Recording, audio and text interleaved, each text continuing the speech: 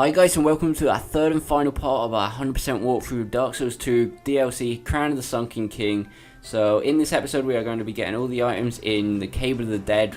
So last episode we came across this big bridge to find ourselves with another bonfire. So at the start here we could go ahead and press this lever just here to activate another shortcut, but we are not interested in that at the moment because there's no items down there.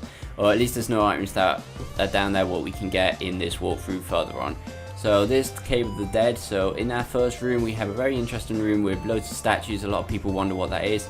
So that is where we can summon in people without the DLC what put their stone down outside the door to Shulva, which is technically outside the DLC. That's where we will see the stones in our world, not outside like a lot of people thought.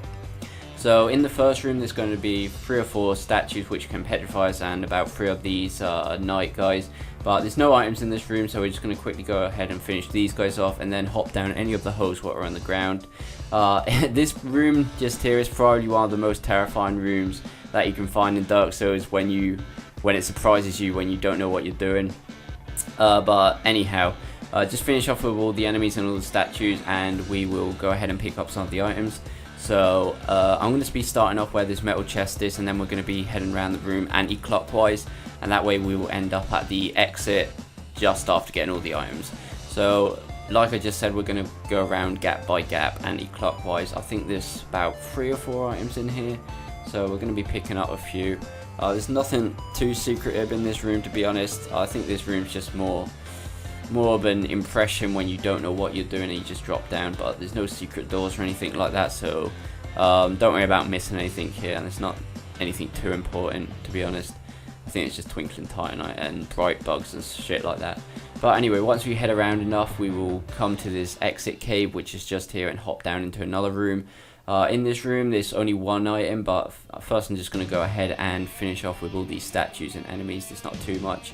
The only item in here is going to be in the last gap to the right before the fog gate to our boss.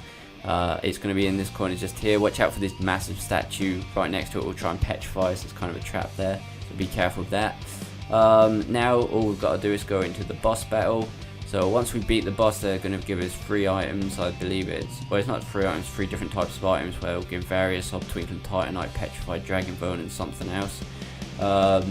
And to be honest, I think there's only 3 or 4 items left in this area, and none of them are really that hidden. So one of them is just going to be just here, hanging off the cliff to our left here as soon as we exit the boss room.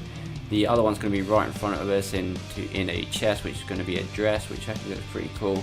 And as for our final 2 items, one of them is going to be out this walkway just here, which is hanging off a cliff. We will be above the long bridge we came across before, and in this room there's going to be a metal chest. I believe it's the Hex Dark Great Sword, so that's useful if you're a Hex build. And our final item is going to be hanging off just outside here in this hallway where we dropped down before. So that's it for the DLC 100% walkthrough. If I missed anything in any of the 3 walkthroughs, please leave it in a comment and I'll fix it by leaving a tag or something in the video.